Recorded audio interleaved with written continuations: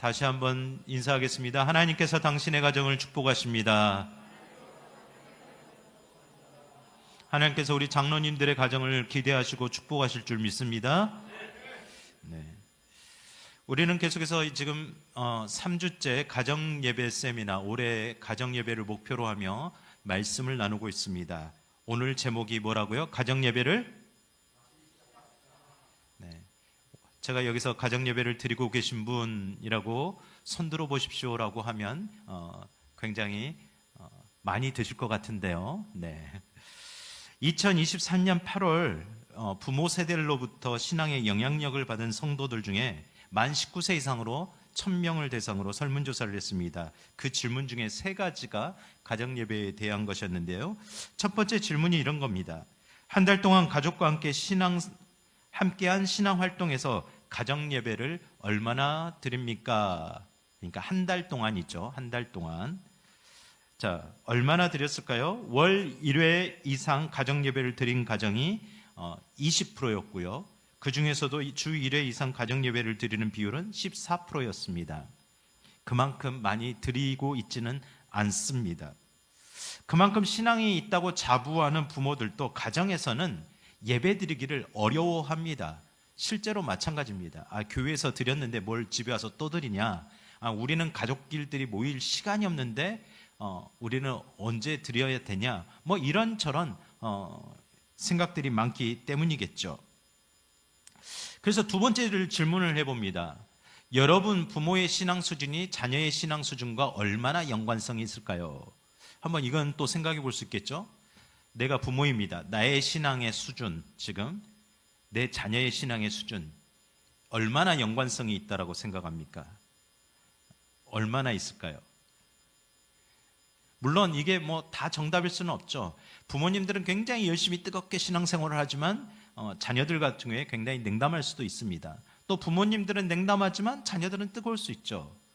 정답은 없지만 1000명을 대상해서 설문조사를 해서 결과를 내보니까 교회 안에서 성장한 많은 청년들 30대, 40대 지금 부모가 된 세대들을 보니까 부모가 살아면서 보였던 그 신앙 수준을 따라가고 있다는 겁니다. 그렇게 신앙 수준이 비슷해지고 있다라는 결론을 얻게 되었습니다. 제가 예전부터 기도했던 기도 제목이 한 가지 있는데요. 지금도 그렇게 기도하고 있습니다. 저는 어떤 기도를 하냐면, 하나님, 저의 자녀들이 저보다 더 하나님을 더 많이 사랑하게 해주세요. 하나님, 우리의 자녀들이 저보다 더 하나님을 예배하기를 기뻐하게 해주세요. 하나님, 저보다 저의 자녀들이 하나님 앞에 더 좋은 신앙인이 되게 해주세요. 저는 이 기도를 늘 끊임없이 드리고 있습니다. 물론 지금도 그것은 ing, 진행형입니다. 언제 어떤 수준으로 제 눈에 보이는 게 아니라 하나님 눈에 보일 때 얼마나 이루어질지 알지 못하기 때문이죠. 간절히 바라기는 우리 한성의 어르신들, 우리 한성의 부모님들, 우리 부모님들과 어르신들의 신앙보다 우리 자녀들의 신앙의 세대들이 더 하나님 앞에 기쁨이 되기를 주님의 이름으로 축복합니다. 더 좋은 신앙의 수준이 되기를 원합니다. 왜 그래야죠? 이유가 있습니다.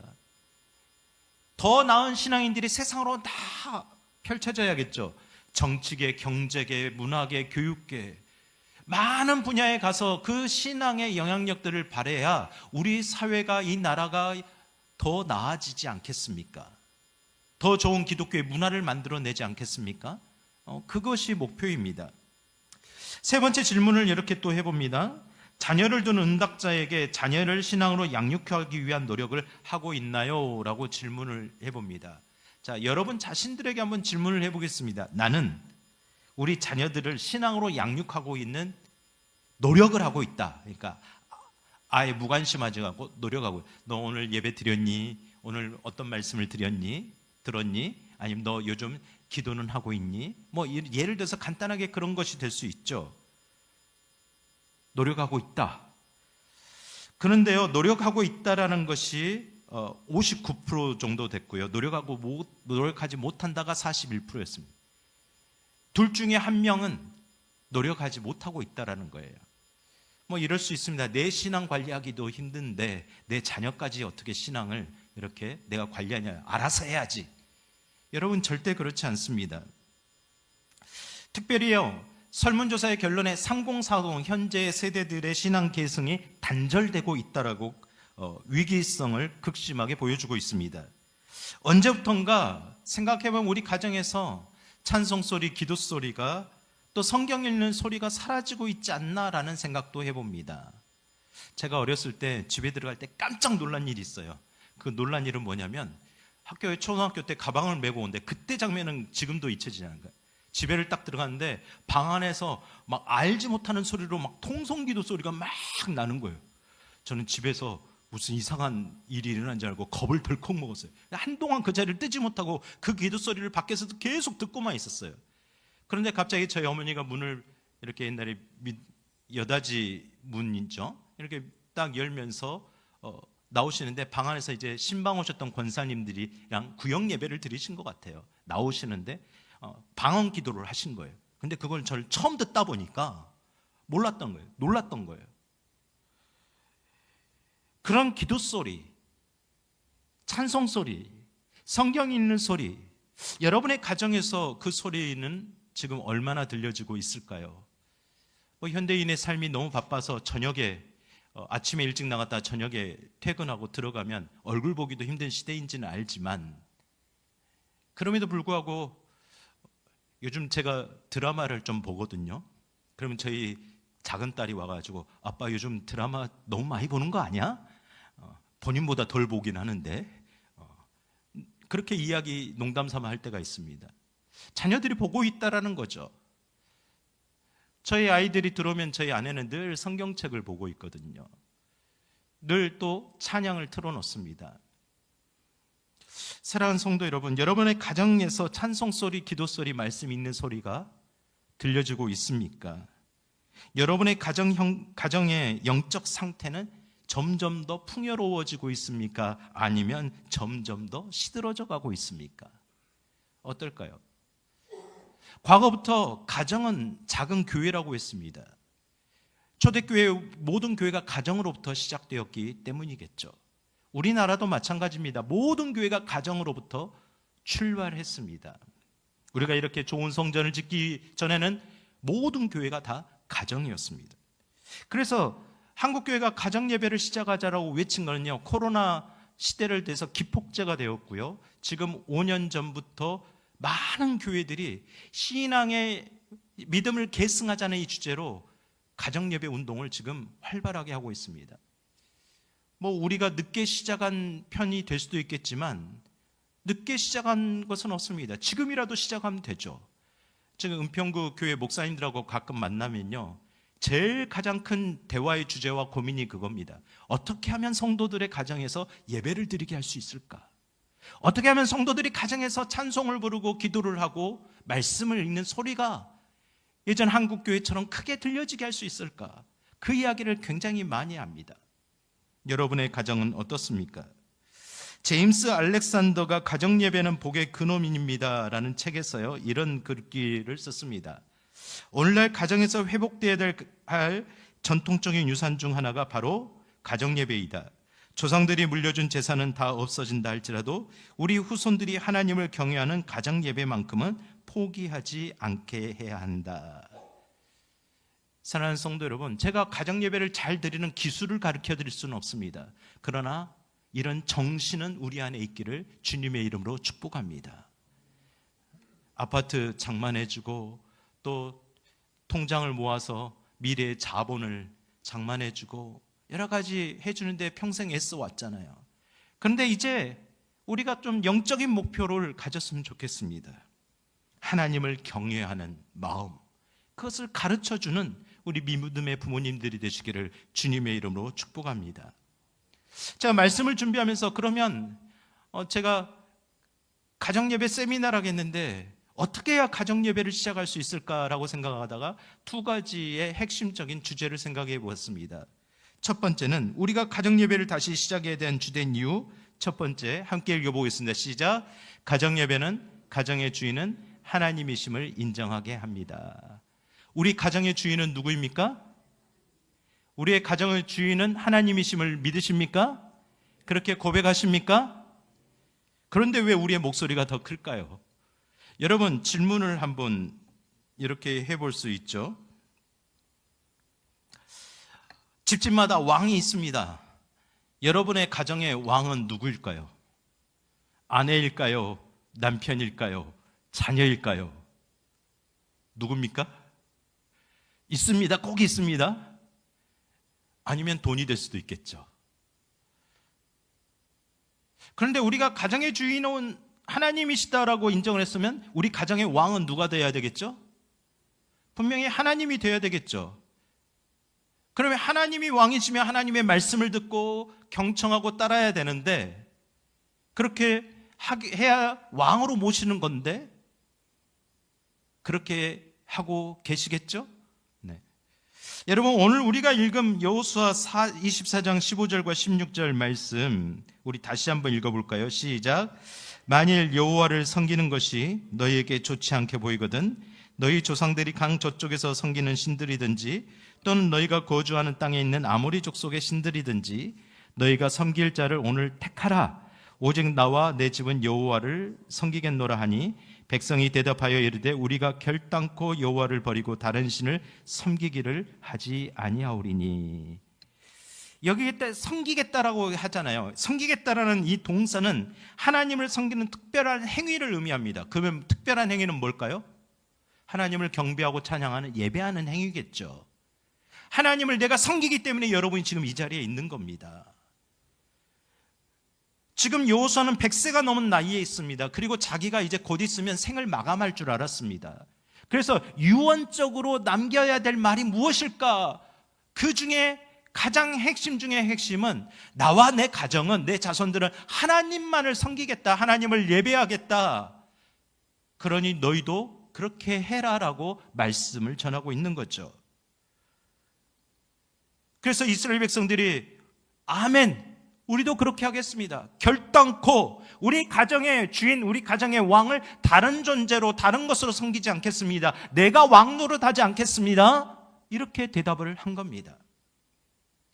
여러분, 그래서 이제 초대 그리스도인들에게는요, 일관된 삶의 양식이 있었습니다. 그것은 교회에 있든지 집에 있든지 예수님을 나의 구주로 고백하는 겁니다. 나만 고백하는 것이 아니라 나의 아내와 나의 남편과 나의 자녀들까지 고백하도록 하는 일이었습니다. 예수는 우리의 구주, 예수는 나의 구주가 되심을 믿으십니까? 우리의 신앙의 기초죠. 그래서 사도행전 5장 42절에 이렇게 말씀하죠. 함께 읽겠습니다. 그들이 날마다 성전에 있든지 집에 있든지 예수는 그리스도라고 가르치기와 전도하기를 그치지 아니하니라. 교회에 있든지 집에 있든지 예수를 그리스도라 가르치고 뭘 한다고요? 가정에서 전도하고 있다라는 거예요. 가정에 분명히 예수님을 그리스도라고 고백하지 않는 사람들이 있기 때문이죠. 그래서 가정에서 전도를 하고 있다는 거죠. 우리가 지난주일하고 지지난주일 강사님마다 한 가지 이야기했죠. 우리는 뭐라고요? 선교사라고. 어디로 파송된? 가정으로 파송된. 왜요? 지금 세대 간의 신앙이 단절되어 있으니까. 이방 땅, 세상의 경계를 넘어가는 수평적 선교사가 아니고 우리는 세대와 세대에 복음을 전하는 수직적 선교사. 왜요? 지금 청년들과 청소년들의 복음화율이 미전도 종족이라고 이야기하잖아요. 우리가 선교사의 정신으로 가정에서 살아내지 않으면 복음을 전할 수 없다라는 거죠. 여러분, 복음 전해봐서 알잖아요. 한 명 전도하기가 얼마나 힘이 듭니까? 시간 써야 되죠, 돈 써야죠, 정성 들여야죠, 사랑 줘야죠. 그래도 한 명 전도하기가 힘듭니다. 가족에게 전도하기도 마찬가지죠. 똑같다라는 겁니다. 그래서 어쩌면 우리에게 가정은 지금 전도의 현장이라고 말씀드릴 수가 있습니다. 왜요? 신앙생활을 하는데 예수님을 구주로 믿지 않는 세대들이 많기 때문이죠. 나 교회는 다녀. 근데 예배는 안 드려. 하나님을 섬기는 특별한 행위를 안 하겠다고 말하는 이들이 많기 때문입니다. 예전에도 한번 보여준 그림이 있었죠. 저희 집에도 이 그림이 있었습니다.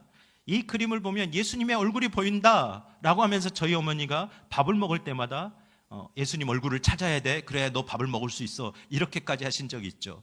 그 사진 밑에 이 글귀가 적혀져 있었습니다. 우리 한 권 읽어볼까요? 시작. 그리스도는 이 집의 주인이시오, 식사 때마다 보이지 않는 손님이시오, 모든 대화에 말없이 듣는 이시니라. 요즘 집집마다 이 그림을 다시 걸고 싶습니다. 예수님이 우리의 가정의 주인이시다. 식사 때마다 보이지 않는 손님이시오, 모든 대화에, 가정에서 일어나는 모든 대화에 말없이 듣고 계시는 이시다. 그러면 어떻게 가정에서 우리가 함부로 이야기를 할 수가 있겠습니까? 자녀들 앞에서 누구의 흉을 어떻게 볼 수가 있겠습니까? 하나님을 주인으로 모시는 삶의 사람의 모습입니다. 참 귀한 믿음의 고백입니다. 이런 믿음을 잘 보여주었던 한 사람이 있습니다. 여러분이 잘 알고 있는 욥입니다. 여러분 욥을 보면 욥기 1장 5절에 이렇게 말합니다. 한번 읽어볼까요? 그들이 차례대로 잔치를 끝내면 욥이 그들을 불러다가 성결하게 하되 아침에 일어나서 그들의 명수대로 번제를 드렸으니 이는 욥이 말하기를 혹시 내 아들들이 죄를 범하여 마음으로 하나님을 욕되게 하였을까 함이라. 욥의 행위가 항상 이러하였더라. 욥의 자녀들이 몇 명이 있었어요? 네, 10명 있었다고 말하죠. 근데 이 자녀들이 생일 파티를 하고 친구들하고 막 파티를 합니다. 밤새 이렇게 즐기고 놀다 보면 술에 취할 수도 있고 남들 보기에 불경건한 모습을 할 수도 있죠. 그래서 집집마다 그 잔치가 끝나면 어떻게 해요? 욥이 항상 하는 일, 그 다음날 아침 일찍 자녀들을 불러 모아서 너희들이 하나님 앞에 올바르지 못한 모습이 있었다면, 그 말과 행동이 있었다면 오늘 이 시간 예배를 드리며 회개하며 번제를 드리자. 욥이 그렇게 가정에서 하나님의 예배를 드리며 제단을 쌓았다는 거예요. 그게 욥의 경건 생활이었습니다. 욥이 성전으로 데려가고 교회로 데려가서 그렇게 했다라고 말하지 않습니다. 욥은 자기의 그 가정이 하나님이 임재하시는 자리, 하나님이 주인 되심을 인정하고 그렇게 행하였다라는 것을 볼 수 있습니다. 여러분은 내 가정의 주인은 누구이십니까?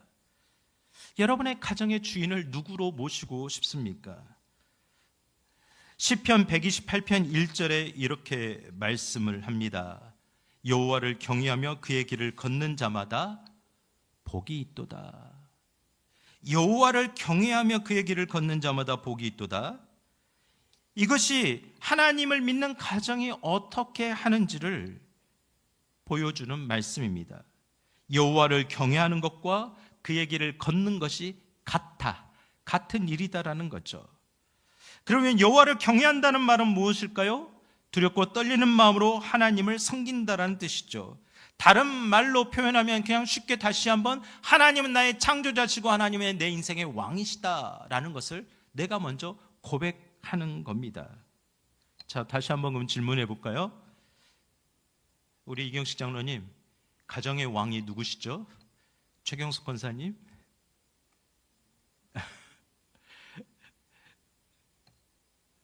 가정의 왕은 누굴까요? 나의 남편일까요? 나의 아내일까요? 요즘 왕이 여러분 세상에 쉽게 보입니다. 참 재밌는 광경을 보는 게 뭐냐면 요즘 손주들이 적잖아요. 가다 보면 엄마, 아빠, 외할아버지, 외할머니, 할아버지, 할머니 한 아이에 5명이 신하처럼 따라다녀요. 쉽게 볼 수 있는 광경입니다. 제가 제일 재밌게 봤던 광경은요, 예전에 신세계 백화점이 가까워서 어린이 5월 달에 되면 이렇게 어쩌다 백화점을 가면요 재밌는 광경이 있어요. 조그만 아이가 백화점을 막 가는데 그 뒤에 이모 고모부터 해서 아빠 엄마가 줄줄이 따라다닙니다. 그래서 아이가 손가락질을 따라하면 한 명이 달려서 그걸 사요. 대단한 권세를 가지고 있더라고요. 요즘 세대가 그래요. 그러니까 아이들이 우상이 되고 있어요. 아이돌 우상이잖아요. 여러분, 우리는 이 사고체계가 우리 때부터 바뀌어져야 될 걸로 봅니다. 여러분, 고린도전서 2장 12절에 이렇게 말씀합니다. 함께 읽어볼까요? 시작. 우리가 세상의 영을 받지 않냐고 오직 하나님으로부터 온 영을 받았으니. 우린 어떤 영을 받은 존재입니까? 하나님의 영을 받은 존재죠. 근데 분명히 하나님의 영이 아니라 세상의 영도 있다라고 말합니다. 그러면 신앙적으로 우리가 세상의 영이냐 성령의 영이냐 우리는 선택을 해야죠.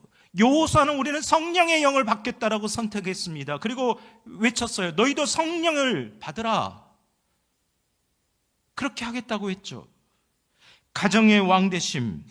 여러분, 우리 가정에 성령의 영으로 다스림을 받느냐 아니면 세상의 영으로 다스림을 받느냐 선택을 해야 될 때가 되었다라는 겁니다.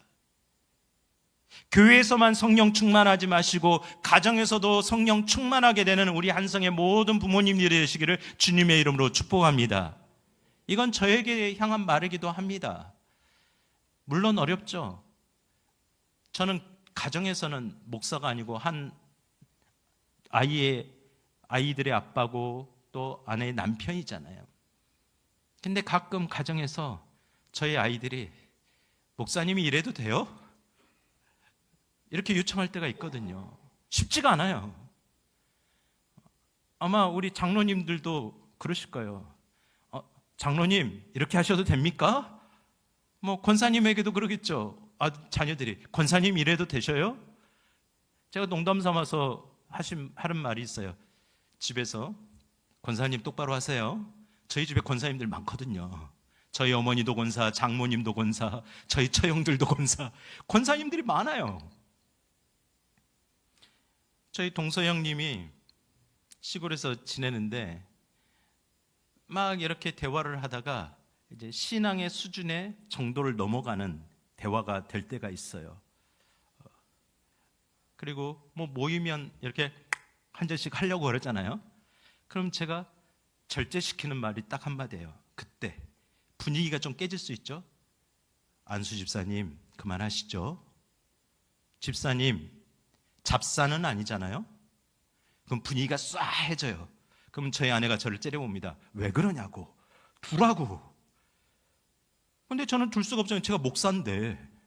제가 먹사가 아니고 목사잖아요. 그럼 제가 절제를 시켜야죠. 왜요? 제가 기준을 잃어버리면 안 되잖아요.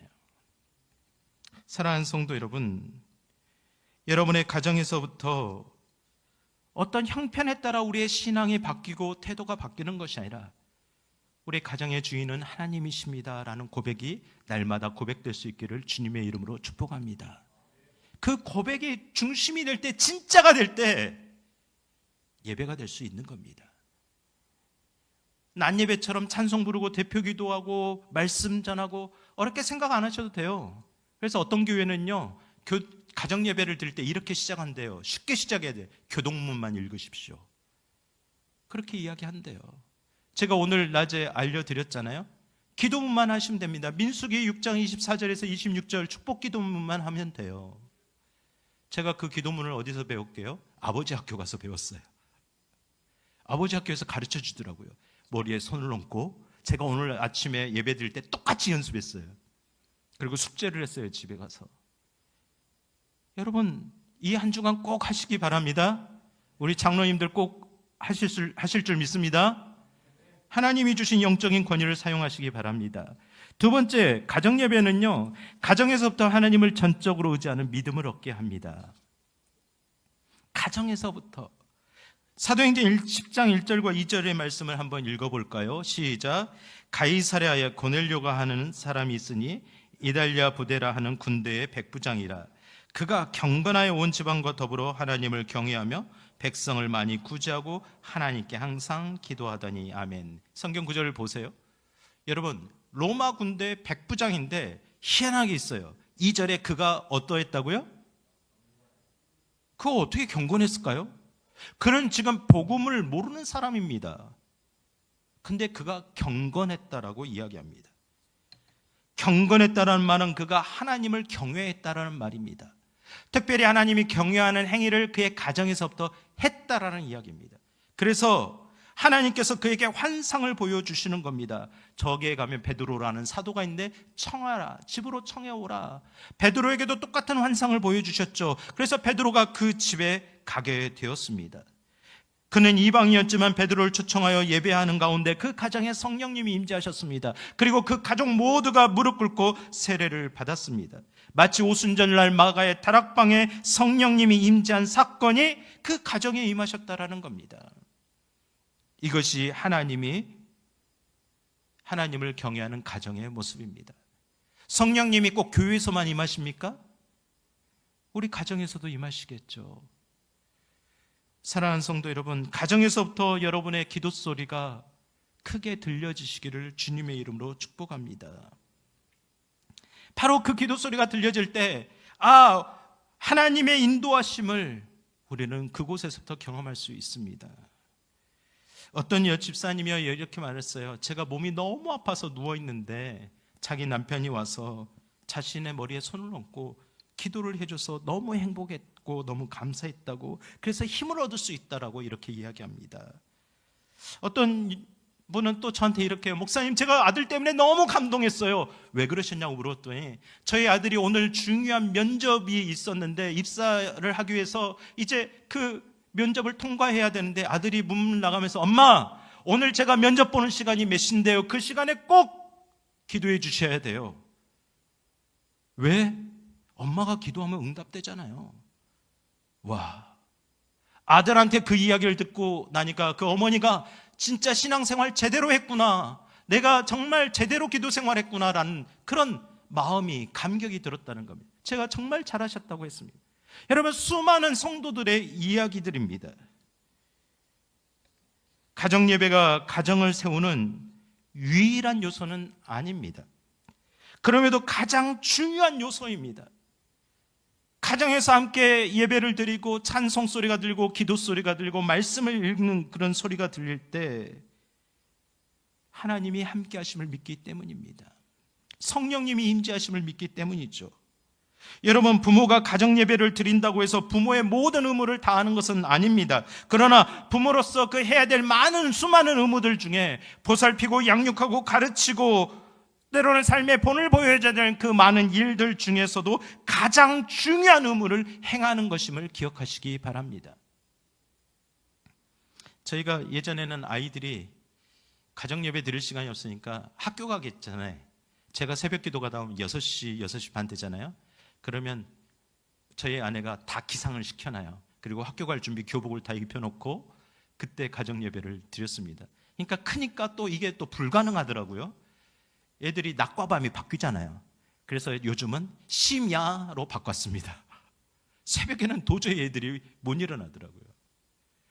또 가정예배를 드리다가 제가 지난 주일에 회개를 했는데요, 가정예배는 훈계질을 하는 시간이 아니잖아요.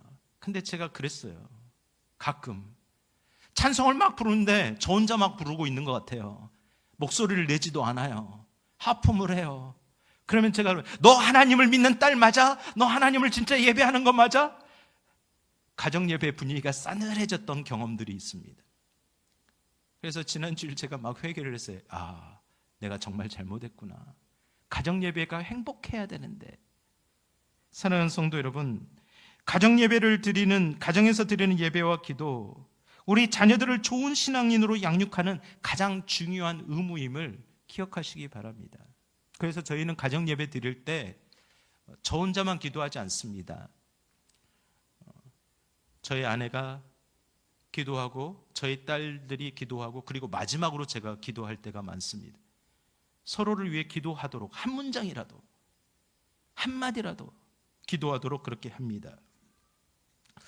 18세기 영국 침례교 목사요 세계적인 설교가인 찰스 스펄전을 여러분 말하지 않아도 알 것일 겁니다.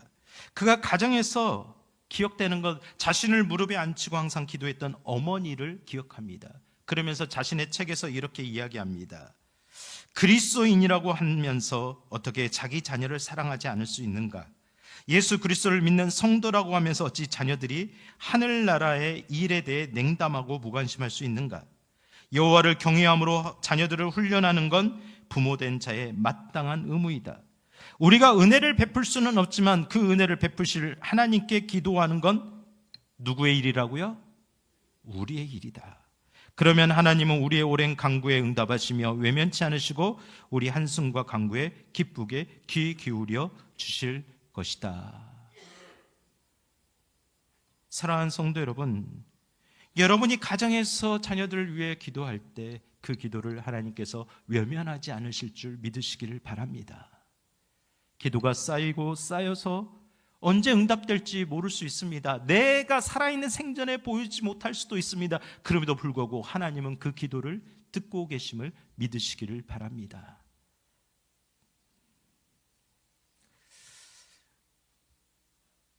제가 생각해 보면 늘 잊혀지지 않는 기억이 있습니다. 제가 어떻게 목회를 하게 되었을까?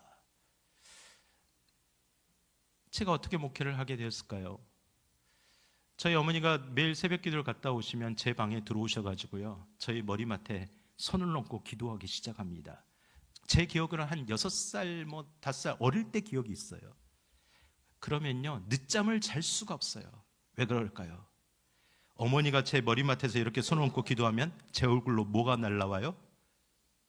뭐가 날라올까요? 어머니의 침과 눈물. 그게 얼굴에 막 튀겨옵니다. 그러면 눈을 뜰 수밖에 없어요. 그때 했던 한마디가 있어요. 작은 목사, 작은 목사. 저는 그때 작은 목사가 무슨 의미인지 몰랐어요. 제가 어리니까 작은 목사라고 불렀던 것 같아요.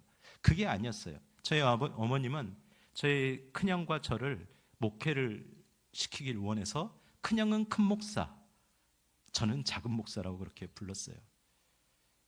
그래서 어머니의 기도 응답으로 제가 여기에 이렇게 서 있지 않은가라는 생각을 해보게 됩니다. 사랑하는 성도 여러분, 설 명절에 여러분이 할 수 있는 것이 무엇입니까? 많은 걸 해주고 싶겠죠. 그런데 여호수아처럼 이제 유언적으로 남길 수 있다면, 나는 하나님을 평생 예배했으니 너도 하나님을 기쁘게 예배했으면 좋겠다. 제가 2년 전부터 우리 어르신들, 집에 요양하고 있는 어르신들한테 그렇게 간곡하게 부탁드립니다. 이제 자녀분들에게 말할 수 있는 기회가 이제는 거의 없어요. 권사님, 이제는 기도만 할 때가 아니라 말을 해야 될 때예요. 말하지 않으면 안 돼요. 유언을 남기세요. 제가 그렇게까지 권면해요. 왜요? 잘 알듯이 우리 어르신들의 자녀들 중에 신앙을 떠난 자녀들이 얼마나 많습니까? 그러면서 제일 많이 하는 말이 이거예요. 하나님이 때 되면 부르시겠죠? 하나님 철들면 돌아오겠죠? 그래서 저는 기도만 할 뿐입니다. 기도도 중요하죠. 그런데 돌아오지 않을 수도 있습니다. 왜요? 여호수아는 선택하라고 말했잖아요. 선택은 하나님이 하시기도 하지만 그거에 대한 응답은 우리가 해야 되기 때문이죠. 하나님이 강권적으로 사울이 바울대들 데려오면 얼마나 좋겠습니까마는 모두 다 그런 은혜, 그런 경험들을 하는 건 아니잖아요. 각 다양한 모양들이 틀리잖아요. 사랑하는 성도 여러분, 우리가 해야 될 일이 무엇입니까? 저는 올 설에 우리 부모님들이 제가 아버지의 이 가정 예배 드리는 모습이 정말 평생에 남았습니다. 어머니가 저를 위해 기도해 주셨던 그 모습이 가슴 깊이 남아 있습니다. 이런 말을 들으면 정말 좋겠습니다. 이것이 우리가 보여줘야 될 가정의 모습인 줄 믿습니다. 시편 101편 2절의 말씀 함께 있습니다. 시작. 내가 완전한 길을 주목하오리니 주께서 어느 때나 내게 임하시겠나이까. 내가 완전한 집으로 내 집 안에서 행하리이다. 어디에서 행한다고요? 내 집 안에서 행하리이다. 내 집 안에서 행하리이다. 다윗이 최고의 축복으로 생각하는 것은 하나님의 임재와 영광이 자기 집에 머무는 것이었습니다. 여러분, 다윗은 분명히 성전을 짓지는 못했잖아요. 다윗이 지내는 곳에 하나님의 영광이 임해야지. 만약 그렇지 않는다면 아무리 호화롭게 빛나는 궁궐일지라도 감옥과 다를 바 없다라고 생각했던 겁니다. 그래서 다윗이 하나님을 향하여서 날마다, 지금 성전은 없지만 자기가 거하는 왕궁에서 하나님을 열망했던 겁니다. 시편 118편 15절 말씀을 읽고 말씀을 마치겠습니다. 함께 읽겠습니다. 시작.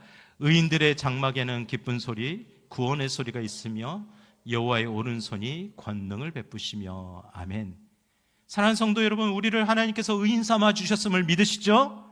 우리는 의인이 되었습니다. 그들이 거하는 장막집에, 가정의 집에는 무슨 소리가 있다고요? 기쁨의 소리, 찬송하는 소리가 있습니다. 기도하는 소리가 있습니다. 구원의 소리가 있습니다. 하나님을 경외하는 소리가 있습니다. 그 소리들이 살아있다라는 겁니다. 그 소리가 있을 때 여호와의 오른손이 그곳에 권능을 베푸신다고 약속하셨습니다. 그 약속을 올해 우리 한성의 모든 가족들이 다 경험하게 되기를 주님의 이름으로 축복합니다. 이렇다면 우리 가정예배 다시 시작해 보지 않겠습니까? 시작해 볼 수 있겠죠? 우리 옆에 계신 분들에게 격려하겠습니다.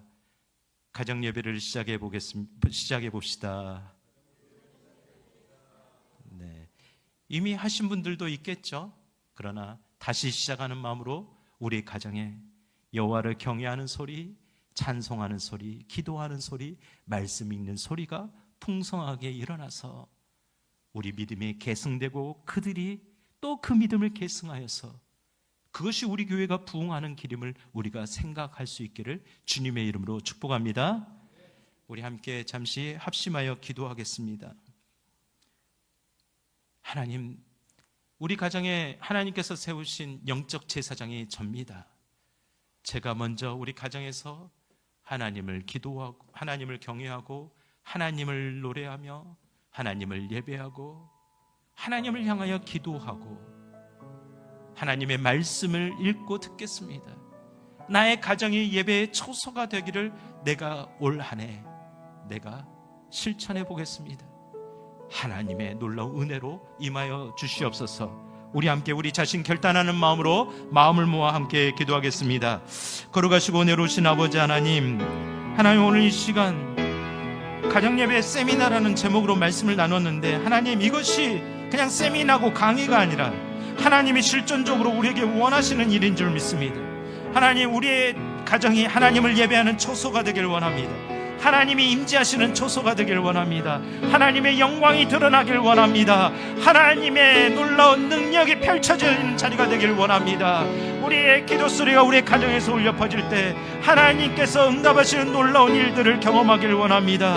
하나님이 우리에게 함께 하실 때 하나님 우리에게 일하실 줄 믿습니다.